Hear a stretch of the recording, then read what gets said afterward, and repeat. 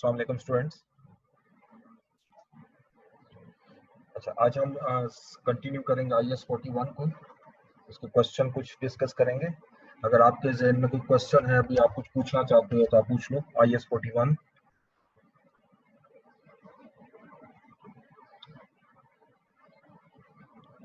अस्सलाम वालेकुम सर। वालेकुम अस्सलाम। सर IS 21 का पूछना है। जी पूछिए। सर वो जो शेयर पे जो सर फॉरेन करेंसी की वजह से गेन और लॉस होता है, फेयर वैल्यू गेन और लॉस, सर उसकी कंडीशन क्या है कि जो SOCI प्रॉफिट एंड लॉस में मैं एक्सप्लेन कर देता हूँ उसकी कंडीशन अहमद ये है कि अगर आप जो ओरिजिनल फेयर वैल्यू मेजर करते हैं ना किसी भी एसेट की, ओरिजिनल फेयर वैल्यू, अगर ओरिजिनल फेयर वैल्यू आपकी जाती है, ट्रांसफर होती है प्रॉफिट एंड लॉस में, तो एक्सचेंज गेन और लॉस भी प्रॉफिट एंड लॉस में ट्रांसफर होगा। और अगर फेयर वैल्यू की जो चेंज आ रही है, उसका जो गेन और लॉस अदर कंप्रीहेंसिव इनकम में ट्रांसफर होता है, तो डेफिनेटली उस वक्त आपका जो एक्सचेंज गेन और लॉस है वो भी अदर कंप्रीहेंसिव इनकम में ट्रांसफर होगा। ये बेसिकली रूल होता है। ठीक है, आज 41 में इंशाल्लाह एंड पे हम एक क्वेश्चन ऐसा करेंगे जिसमें IS 21 भी इस पे अप्लाई किया हो, इसमें 41 और 21 का combination. Okay sir, okay, thank you. और कोई स्टूडेंट कोई क्वेश्चन करना चाहे?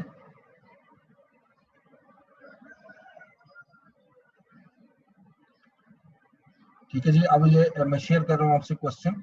आपकी बुक के ही 2 क्वेश्चन है, जरा बाकी तो बिल्कुल छोटे छोटे क्वेश्चन है, इजी क्वेश्चन है। ये 2 क्वेश्चन मैंने सिलेक्ट किए हैं। This one exercise example number 4। ठीक है जी, example number 4, Gujranwala Food Limited. Gujranwala Food Limited has the following information in its records for the year ended 31st January 2017. अब इसमें 4 प्रोडक्ट्स हैं, चिकपी है, एप्रिकॉट है, डेट्स है, ऑनियन है, और जितनी भी अमाउंट है वो रुपीज इन थाउजेंड्स है। इसमें गिवन क्या है? Sales, purchases, subsidies, other on consumption, opening inventory, closing inventory. ठीक है जी। अच्छा, अब आगे चलिएगा नेक्स्ट में। The period for the period 1st February 2016 to 30th April 2017 are as follows: casual labor, regular workers, land preparation, clearing cost, hire of tractors, farms non-current assets for the year ended 31st January 2017 were as follows. ये non current asset आ गए आपके, इसमें farm irrigation at cost आ रही है, and then farms implement and equipment. Additional information, forms irrigation cost are to be written off over 10 year. ये तो आपने 10 year में इसको write off करना है। Forms implement and equipment were purchased on 30th April 2016 and these are to be depreciated at 20% per annum, right? ये आपके जो implement और equipment है फॉर्म की, ये 20% पे आपके depreciate होंगे। अब इसमें रिक्वायरमेंट ये है, गुजरावाला फूड लिमिटेड का ग्रॉस प्रॉफिट, आपने gross output and statement of profit and loss account बनानी है 31st जनवरी 2017। 31st जनवरी 2017 ये डेट सेम में रखिएगा, 31st जनवरी। और आपका बिजनेस ऑपरेशन शुरू हो रहा है 1st फरवरी 2016। अच्छा, अब इसमें कुछ चीजें डिस्कशन वाली है, अब उसको डिस्कस करेंगे। मैं जरा, इसका बेहतर है कि मैं आपसे शेयर करूं स्क्रीन, उसमें दोनों कवर हो जाए। स्क्रीन शेयर की मैंने आपसे। अब आइए, अब इसमें 2 चीजें आपको नई चीजें नजर आ रही है। एक तो सेल्स है, ठीक है, इट्स ओके। परचेज, सब्सिडीज, एक वर्ड आपको नजर आया, सब्सिडीज। ये हम ऑलरेडी पढ़ चुके हैं गवर्नमेंट ग्रांट के हवाले से। गवर्नमेंट ग्रांट 2 किस्म की होती है, 2 तरह की, एक होगी कंडीशनल और एक होगी अनकंडीशनल। ये IS 41 के हवाले से मैं इसको सम अप कर रहा हूं बिल्कुल आसान तरीके से, कंडीशनल, अनकंडीशनल। अगर तो कंडीशनल डिमांड है तो आप रेवेन्यू उस दिन रिकॉग्नाइज करोगे जिस दिन आपकी कंडीशन मेट होगी, व्हेन कंडीशंस मेट। और जिस वक्त अनकंडीशन की बात होती है तो आप उसी दिन रेवेन्यू रिकॉग्नाइज कर देते हैं, जिसको बहुत आसान वर्ड लिख लें तो when announced, when publicly announce हो जाता है, पॉलिसी आती है गवर्नमेंट की, गवर्नमेंट अनाउंस कर देती है जी कि हम इतनी सब्सिडी ले रहे हैं, तो ऑब्वियसली उसमें कोई कंडीशन नहीं लगाई हुई, तो उस सूरत में उसी दिन रेवेन्यू हम रिकॉग्नाइज कर लेंगे। ये जो सब्सिडीज है ये आपको उसी फॉर्म में मिली हैं, ये रिसीव हुई हैं, ये आपका रेवेन्यू का हिस्सा होंगी, ठीक है। एक तो ये नई चीज आई आपके लिए। दूसरी ऑन कंजम्पशन, ऑन कंजम्पशन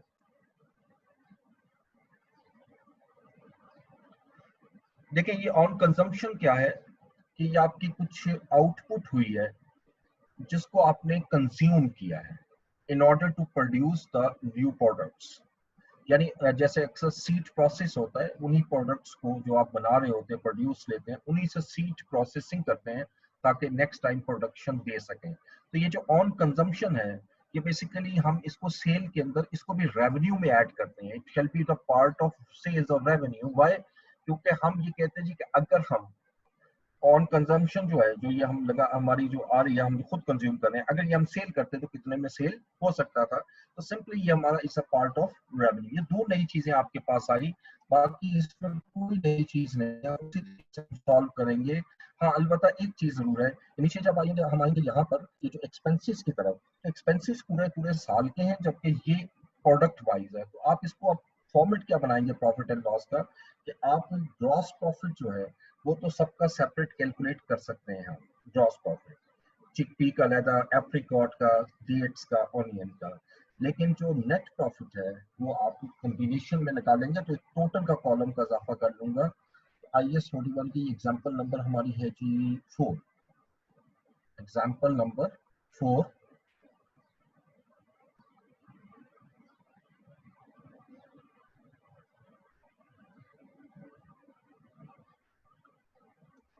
अब इसमें आते हैं जी चिकपी,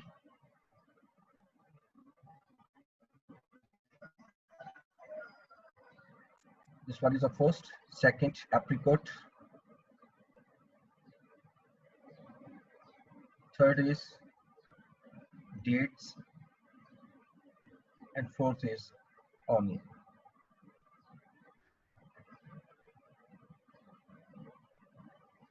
एंड पे आपने टोटल कर देना, टोटल का कॉलम लेना, और अमाउंट बेशक हम रुपीज इन थाउजेंड रहे।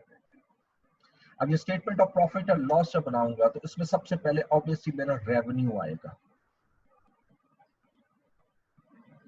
रेवेन्यू के हेडिंग में अब मैं इसको सेल्स भी ले रहा हूं। अब सेल्स हमारी 200, 300, 750, 250। जरा प्लीज कैलकुलेटर पास रखिएगा। ये तो खैर आसानी से टोटल हो गया, ये तो 1500 आ रहा है। This one is the sales. उसके बाद जैसे अभी हमने डिस्कस किया था जो सब्सिडीज है ये भी हमारा रेवेन्यू का पार्ट बनेगा। तो मैं इसमें अब दूसरा हेड ले रहा हूँ सब्सिडीज। अब सब्सिडीज देखें तो 40, 80, 60, 60, 80, 60, 60, ये हमारा सम हो जाएगा 120 और 120, 240। और तीसरा हमने पढ़ा था ऑन कंजम्पशन, वो भी हम लेकर आएंगे on consumption.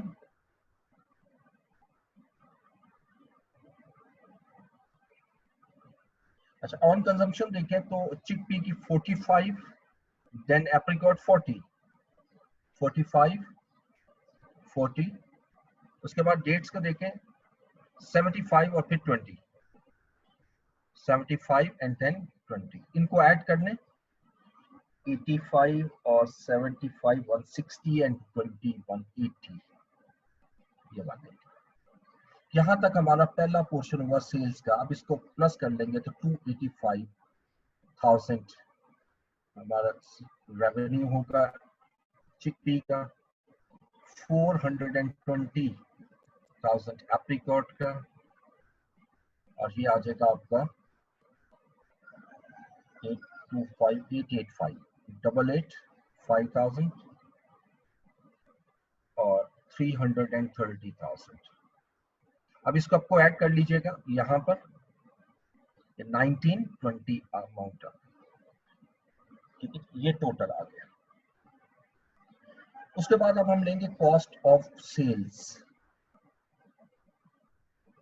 Cost of sales, जैसे जीपी आप निकालते हैं तो दूसरी चीज मुझे कॉस्ट ऑफ सेल चाहिए होती है।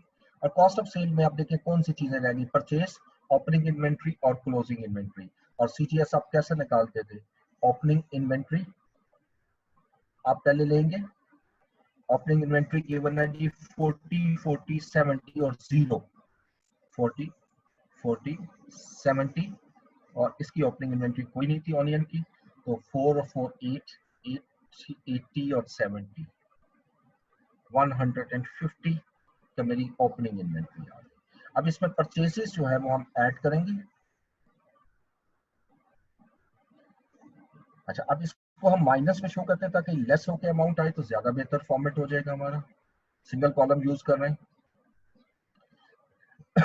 परचेसेस हमारी 75 150 75 एप्रिकॉट 150, ये भी माइनस में आ रहा है तो कॉस्ट को बढ़ाएगा। 300 और 80, 300 डेट्स है और 80 आपका ऑनियन है। अब इसको ऐड करने, ये बनेगा 2 to 5 300 5 to 5 605 टोटल प्लीज और साथ साथ देखते जाइएगा, मैं जुबानी कर रहा हूँ। 605। अब इसमें से मैं क्लोजिंग इन्वेंट्री लेस कर देता हूँ। अब जब क्लोजिंग इन्वेंट्री जो गिवन है वो आपकी 60,000 पहले की, इसको 110 300 और 60,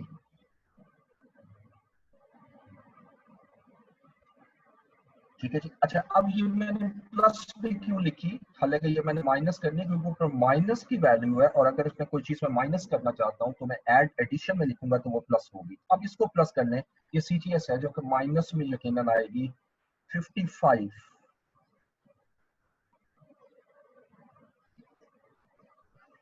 इसको कैलकुलेट करें 110 40 और 40 80, नेक्स्ट को कैलकुलेट किया ये तो सिंपल 70 आ गया और लास्ट में देखें तो ये 20 आ रहा है ओनली।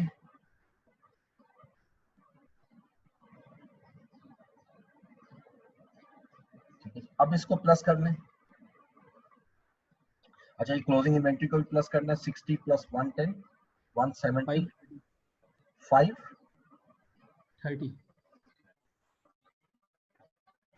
30 और इसको टोटल कर ले तो 225 170 225 यस सर 225 225, ठीक है जी। अब इसके बाद हम लेंगे ग्रॉस प्रॉफिट। ग्रॉस प्रॉफिट, अब ग्रॉस प्रॉफिट कैलकुलेट करते हैं तो simple sales revenue minus cost of sales, तो लेस करें तो 230 की अमाउंट आ गई। नेक्स्ट 420 माइनस 80 340, उसके बाद 885 माइनस 70 815, 330 माइनस 20 310, और इन सबको ऐड कर लें 1695 आएगा आई थिंक, और अगर मैं इसको भी लेस करूं तो यही आना चाहिए। अब ग्रॉस प्रॉफिट के बाद बाकी एक्सपेंसेस आ जाते हैं। अब इसमें क्वेश्चन में दोबारा आते हैं, इससे नीचे देखिएगा। अब इसमें कैजुअल लेबर दी हुई है 20,000, रेगुलर वर्कर्स दिए हुए 30,000, land preparation and clearing cost है 80,000, हायर ऑफ ट्रैक्टर है 60,000। लेकिन इन चारों एक्सपेंसेस में एक चीज कॉमन है और वो है farm expenses for the period 1 February 2016 to 30 April 2017। अगर ये पूरा काउंट करो तो ये मंथ बन जाएंगे फरवरी मार्च अप्रैल और पूरा साल 15 मंथ्स, यानी एक्सपेंसेस आपको 15 मंथ के दिए हुए हैं, जबकि मुझे सिर्फ 12 मंथ के चाहिए अप टू 1 मार्च या 31 जनवरी 2017 तक के मुझे चाहिए। तो इसका मतलब 3 मंथ के मुझे एक्सपेंसेस नहीं चाहिए। तो ये जितने भी एक्सपेंसेस हैं ये मैं शो करूंगा, ठीक है। लेकिन इसका तरीका क्या है, आप जैसे कैजुअल लेबर एक की वर्किंग में शो कर देता हूँ, ये अब किसी में नहीं आएंगे, ये बेशक यहाँ क्लोज कर देंगे हम, ये खत्म हो गया। अब सिर्फ टोटल का कॉलम हम मूव करेंगे, टोटल का। अब कैजुअल लेबर जो है उसकी वर्किंग में बेशक यहाँ ले आता हूँ, कैजुअल लेबर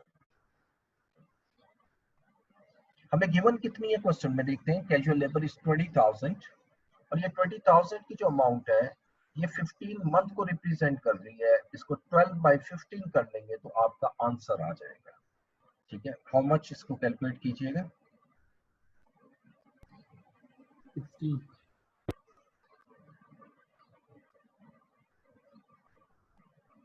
20,000 into 12/15, 16,000। 16,000। ये 16,000 की जो अमाउंट आ रही है ये कैजुअल लेबर यहाँ से माइनस हो। ये मैंने एक इस तरह वर्किंग बताई, अब सिर्फ वैल्यूज लिखनी है। इसी तरह रेगुलर वेजेस है, ये 30,000 है, तो ये कितनी अमाउंट आएगी? 24। Regular 24, that's good. ये 24 की अमाउंट लेस की। रेगुलर वेजेस के बाद लैंड प्रिपरेशन वगैरह कॉस्ट आएगी, ये मैं यहाँ ले आता हूँ क्योंकि अब आप समझ चुके हैं, ये सिर्फ लेस करते जाना है यहाँ से। लैंड प्रिपरेशन कॉस्ट ये आपको 80,000 गिवन है, इसको 12 मंथ में कन्वर्ट करें 64,000 जी, ठीक है, गुड। उसके बाद hire of tractors, hire of tractors ये 60,000 है, ये 48 आ जाएगी। ये चार एक्सपेंसेस ये हो गए, ठीक है। इससे आगे क्वेश्चन में आते हैं। The form non-current assets for the year ended 31st January 2017 were as follows. Forms irrigation at cost 800 और forms implement and equipment, इसके लिए नीचे डाटा क्या दिया हुआ है, ये नॉन करंट एसेट्स हैं। Farm irrigation cost are to be written off over 10 year. ये इरिगेशन कॉस्ट जो है इसको आपने 10 ईयर्स में एमोर्टाइज करना है, ठीक है। तो एक तो एमोर्टाइजेशन आएगी इरिगेशन कॉस्ट पे, इरिगेशन कॉस्ट, और ये सिर्फ 10 इयर्स कह रहा है, तो ये पूरा 31 जनवरी की वैल्यू है, तो इसको 800,000 डिवाइडेड बाय 10 करते हैं, विच इज इक्वल टू 80। इसको 12/15 करने की जरूरत नहीं है क्योंकि ये तो पूरे साल का ही मैं कैलकुलेट कर रहा हूँ। और उसके बाद फॉर्म इम्प्लीमेंट वगैरह जो है इसके लिए मतलब वो कह रहा है farm implement and equipment were purchase on 31 April 2016 and these are to be depreciated at 20% per annum, ठीक है जी। ये 20% पर एनम पे हमारे डेप्रिसिएट होंगे, तो ये तो 400,000 अमाउंट है और इसका अगर 20% है ये भी उतनी ही अमाउंट आ जाएगी, ठीक है। ये डेप्रिसिएशन हम ले रहे हैं, डेप्रिसिएशन ऑन इक्विपमेंट वगैरह, ये भी 80,000 है। अब इन सबको आप लेस कर दें, जितने भी रेवेन्यू आया था, ग्रॉस प्रॉफिट आया था 1695, इसमें से 16, 24, 64, 48 और 80 और 80 यानी 160 लेस किया तो ये जो आपका आंसर आएगा this is net profit 1383।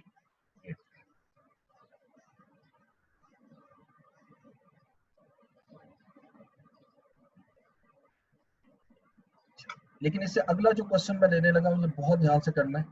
Next one, this one, यहां से शुरू होगा। इसमें दो स्टैंडर्ड इसने मिक्स किया हुआ है, IS 36 इम्पेयरमेंट और ऑब्वियसली आपका IS 41 वैल्यूएशन वाला। और इस क्वेश्चन को पहले रीड करते हैं। Mission limited, a public limited company, dairy products milk on its farms.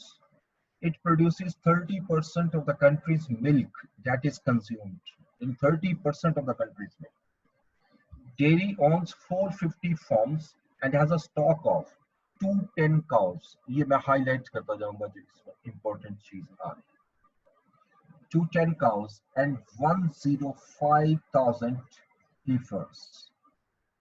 The farm produces 8 million kg of milk a year and an average inventory held is 150 kg of milk. However, the company is currently holding stock of 500,000 kg of milk in powder form. यानी it means कि इतना बड़ा farm house है, public limited company है, और न सिर्फ ये मिल्क प्रोड्यूस कर रहा है, मिल्क को सप्लाई कर रहा है, बल्कि मिल्क के साथ साथ वो उसको स्टोर भी कर रहा है और उससे जो है पाउडर फॉर्म में भी प्रोडक्ट बना रहा है, और उसके 450 फॉर्म्स है जिसमें ये काउज और हीपर्स हमारे पास गिवन है। अच्छा, ये लाइन बहुत ध्यान से पढ़नी है, मैं पहले ही पढ़ रहा हूँ क्योंकि ये अक्सर मिस्टेक करते हैं। At 31 December 2018 the herds are, अब ये जो आपके एनिमल्स हैं ये उनकी एज आ जाएगी, to 10,000 cows 3 years old, all purchased on or before 1st January 2018. Be careful, ये जो 3 years old लिखा हुआ है ये किस डेट को है, ये चीज मैंने समझानी है आपको। ये 1st जनवरी को 3 years नहीं है, ये एट दिसंबर 31 2018 को, ठीक है। ये बहुत अहम पॉइंट है इस क्वेश्चन में, यानी eight December 31 28 the herds are to 10,000 cows 3 years old, ठीक है। आगे कॉमा के बाद जब लिख रहा है all purchase on before 1st जनवरी, ये इंफॉर्मेशन है। तो 3 साल की एज जो है वो 1st जनवरी को नहीं थी, वो 31 दिसंबर 2018 को थी। यानी इट मींस कि इसके नीचे जितने भी बुलेट पॉइंट्स आपके सामने नजर आ रहे हैं, इसमें जितनी जितनी एजेस दी हुई हैं, जैसे अगली भी एज देख लें, एवरेज एज 1.5 ईयर्स हुआ है, ये भी 1st जून की नहीं है प्लीज, ठीक है, ये भी 1st जून की नहीं है, ये एज भी आपकी 31 दिसंबर 2018 को है उस हेटर्स की, और 30,000 हेटर्स जो आपने बाई फर्दर आपने परचेज किए 1st जनवरी को, ठीक है। ये 1st जनवरी के और ये 1st जून के, ये दोनों की एज उसने दी थी। Anyway, no animals were born और सोल्ड इन द ईयर, ठीक है, कोई एनिमल इस साल में कोई बोर्न भी नहीं हुआ और ना ही कोई हमने सेल किया, यानी in simple words there is no addition, no disposal other than mentioned above, जो ऊपर परचेज की है 1st जून को, ओके। उसके बाद नेक्स्ट आते हैं। अच्छा, ये unit sale values, estimated unit of sale cost सारी गिवन है, इसमें 1 ईयर ओल्ड 2 ईयर ओल्ड, ये सब कुछ इसमें वैल्यूज 31 दिसंबर की है। ये देखिएगा, कुछ 1st जनवरी, कुछ 1st जून, कुछ 1st जनवरी, जो वैल्यू हमें जहां चाहिए होगी ना हम उसको वहां पर कैलकुलेट करेंगे। नेक्स्ट आते हैं जी पैराग्राफ, ये पैराग्राफ बड़ा अहम है। Company has had problems during the year. और वो प्रॉब्लम क्या थी? Contaminated milk was sold to customers, ठीक है। हमादुल्लाह, आपका ऑडियो ऑन है, इसको ऑफ करें please, thank you. Contaminated milk was sold to customers. As a result, milk consumption has gone down.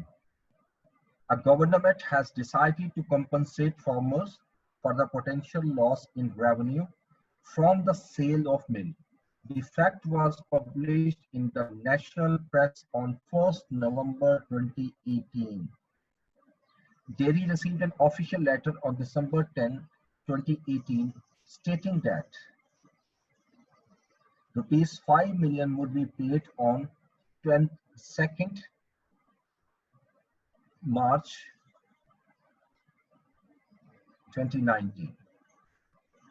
It's all important. This is related to government grant. The company's business is spread over different parts of the country. The only region affected by the contamination was Lahore, where the government curtails milk production in the region. Okay? The cattle was unaffected by the contamination and were healthy. The company estimates the future discounted cash flows income from the cattle in the Lahore region amounting to 4 million. ये सारे का सारा paragraph मैंने आपके सामने highlight किया। Future discounted cash flow income from the cattle in the Lahore region amounting to 4 million, which is also known value in use. After taking into account the government restriction order, the company feels that it cannot measure the fair value of the cows in the region because the problems created by the contamination. अब वो कह रहे हैं कि fair value measure नहीं हो सकती, लेकिन आगे देखिएगा, there are 60,000 cows and 20,000 heifers in the region, ठीक है। ये उस region की जहां पर contamination हुई, which are subject to impairment. All these animals has been purchased on January 1, 2018. A rival company has offered dairy rupees 3 million. ये सारा मैं हाईलाइट कर रहा हूँ, यहाँ तक पहले हाईलाइट करूंगा फिर मैं पढ़ रहा हूँ. ₹3 million for these animals after point of sale cost, and further offered 6 million for the farms themselves in that region.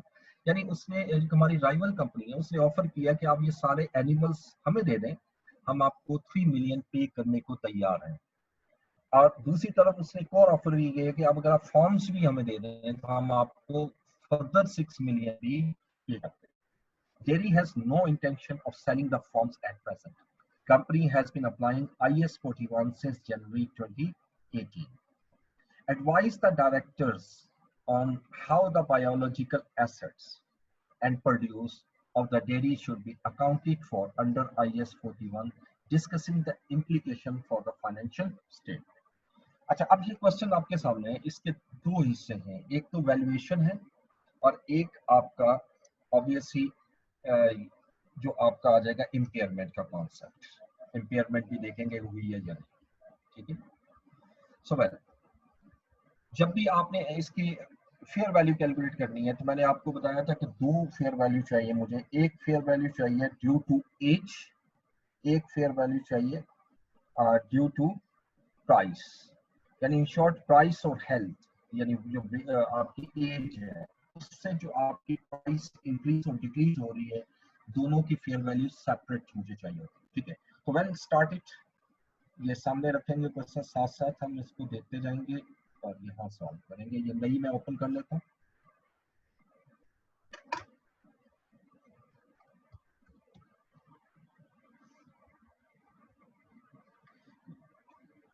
ये हमारे पास एग्जांपल है 9. इसमें मैंने आप लोगों से कुछ डिस्कशन भी करनी है, इसलिए जरा अटेंटिव बैठिएगा. Example number 9. तो एक्सट्रैक्ट की जगह हम यहाँ छोड़ देते हैं और यहाँ से हम कैलकुलेशन कर लेते हैं. एक्सट्रैक्ट तो छोटा सा बन रहा है, उसमें तो इशू नहीं है. अब इसमें देखिएगा, mission limited public limited company ने वो जो प्रोड्यूस कर रहा है मिल्क वगैरह, उसकी तो छोड़ दे, वो प्राइसेस गिवन नहीं हमें.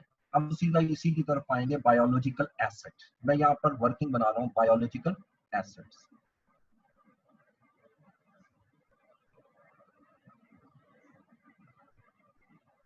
अब बायोलॉजिकल एसेट्स में सबसे पहले आप साल के शुरू में आते हैं, at the start of year. देखिए साल के शुरू में आपके पास कितनी काउस और हीफर्स थे, 210 एंड 105, ठीक है. लेकिन इसमें ड्यूरिंग द ईयर चूंकि मैंने वैल्यूएशन करनी है तो कुछ ऐसे हैं जिनकी आपकी यूजफुल लाइफ और जो इम्पेयरमेंट टेस्ट में आ रहे हैं, 60,000 काउस एंड 20,000 हीफर्स जो है वो आपके किस में आ रहे हैं, इम्पेयरमेंट में. तो ये मैं पहले निकाल देता हूँ, ठीक है. तो मैं पहले लेता हूँ जी एज एट 1 जनवरी 2018. 1 जनवरी 2018. ओके, अब इसमें दो चीजें आएंगी. सबसे पहले काउस, अच्छा अब काउस कितनी है हमारे पास, 210.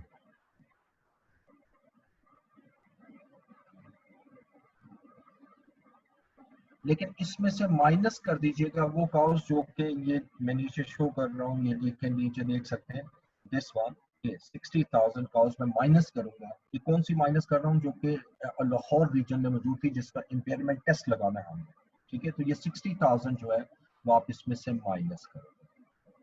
अब इसका मतलब मेरे पास 150 काउस रह गए. अब इसकी प्राइस चाहिए मुझे, यानी अब देखिए बड़े ध्यान से क्योंकि काफी प्राइसेस हैं, मुझे काउ की प्राइस चाहिए जो 1 जनवरी 2018 को थी. तो आइएगा पहले 1 जनवरी 2018 को मुझे ये डिसाइड करना है कि इस काउ की एज क्या थी, इन काउस की एज क्या थी. इस वक्त एज 3 ईयर है. किस डेट को, 31 दिसंबर 2018. ये बड़ा इंपॉर्टेंट पॉइंट है, बार बार कह रहा हूँ. ये 31 दिसंबर 2018 को उसकी जो एज है वो 3 ईयर्स है. तो 1 जनवरी 2018 को एज क्या थी, 2 ईयर्स. अब ये डिसाइड हुआ। अब मुझे एक ऐसी प्राइस चाहिए जो 2 ईयर ओल्ड एनिमल हो और 1 जनवरी की प्राइस हो। तो ये 2 इयर्स एनिमल है और ये 31 दिसंबर प्राइस है, ये नहीं चाहिए मुझे। फिर आगे मूव करूंगा, ये 2 इयर्स ओल्ड एनिमल है और ये 1 जनवरी की प्राइस है विच इज 40। ठीक है, ये 40 की प्राइस आ गई, ये प्राइस हम यहाँ ले आते हैं 40।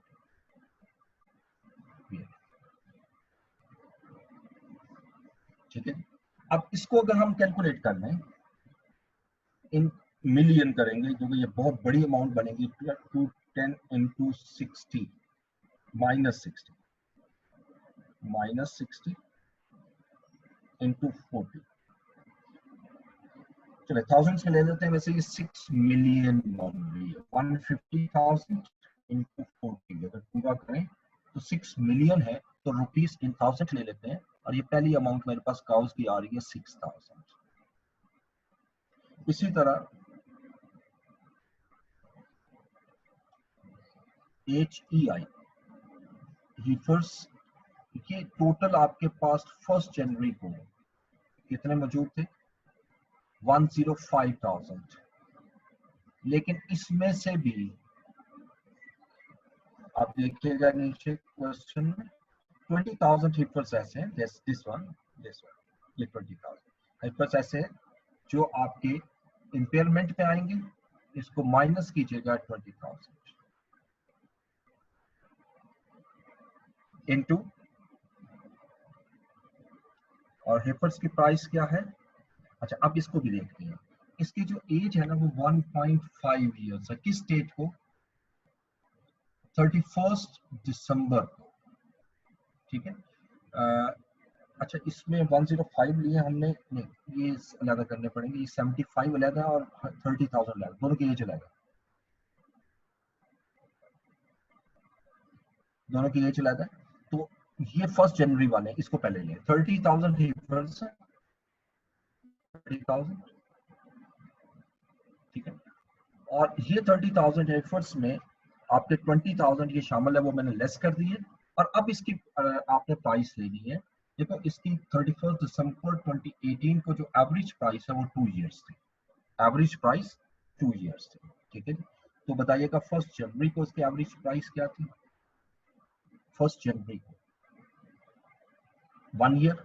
अब मुझे 1 ईयर एनिमल की प्राइस चाहिए, 1 ईयर की, जो 1 जनवरी की प्राइस है। ये 1 ईयर की प्राइस है, लेकिन ये 31 दिसंबर है, ये नहीं चाहिए।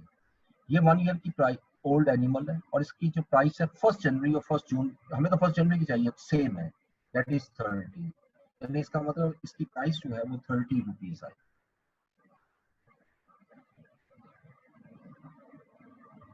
तो 10,000 into 30, 10,000 into 30, 300,000 आ जाएगी, ये 300 की अमाउंट आ गई। अच्छा, अब इसके अलावा कुछ आपने एडिशन की थी, अब मैं इसे आगे जाऊंगा एडिशन। एडिशंस आपने की थी, यानी एडिशंस का मतलब परचेज जो किया आपने, as eight 1 June 2018, 1 June 2018।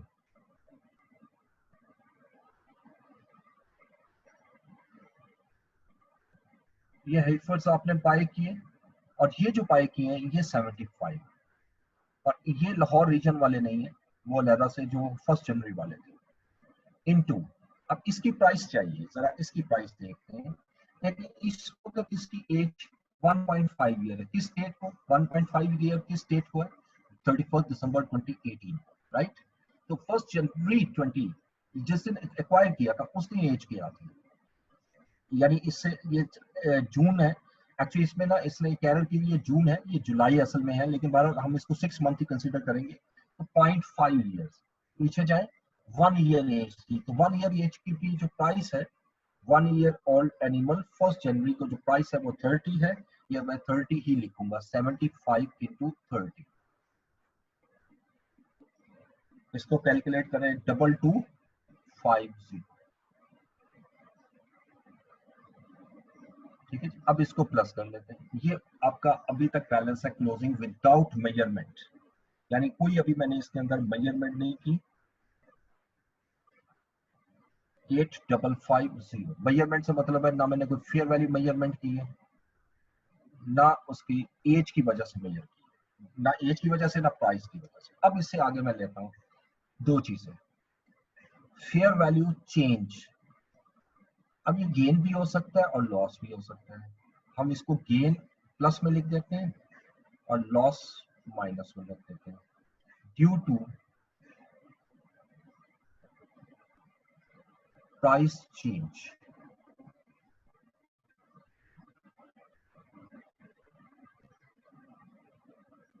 Please आगे बढ़ने से पहले ये ज़हन में रखिएगा,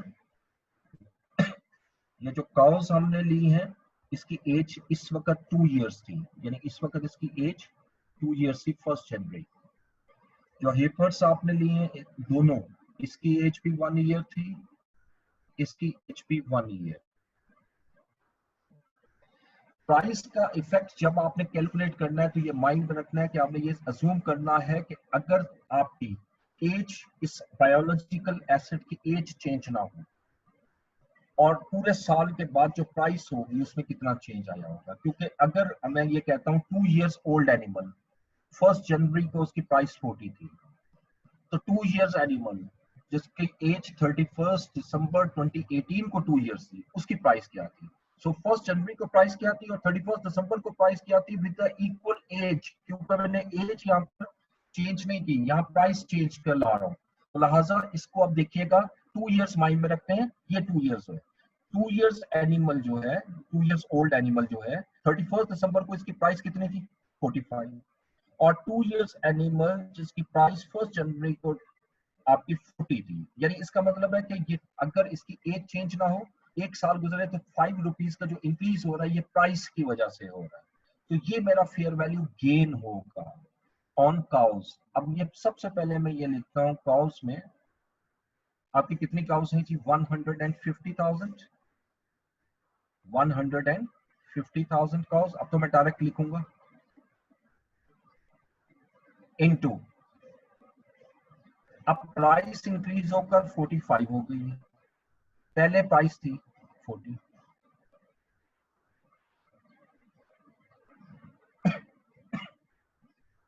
अब इसको कैलकुलेट करें 150 इंटू 5, 750। ये 750 जो इंक्रीज हो रहा है ये भी सिर्फ काउस की कैलकुलेशन की है मैंने। अब आएगा हेफर्स में,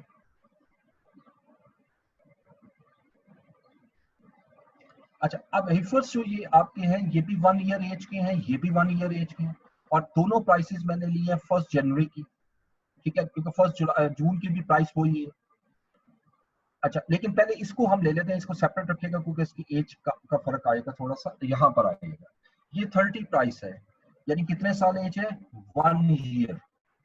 अब अगर 1 ईयर एज है और 31 दिसंबर की प्राइस है तो 32 है, और 1 ईयर एज है 1 जनवरी की जो प्राइस है वो 30 है, और इवन 1 जून की प्राइस भी 30, 1 ईयर ओल्ड की, ठीक है। तो इट मीन्स कि यहाँ पर जो आपका इजाफा हो रहा है ना, जो 1 जनवरी को 1 ईयर ओल्ड था वही 1 ईयर ओल्ड अगर 31 दिसंबर को होगा तो 32, तो 2 रुपीज का फायदा होगा, इजाफा होगा।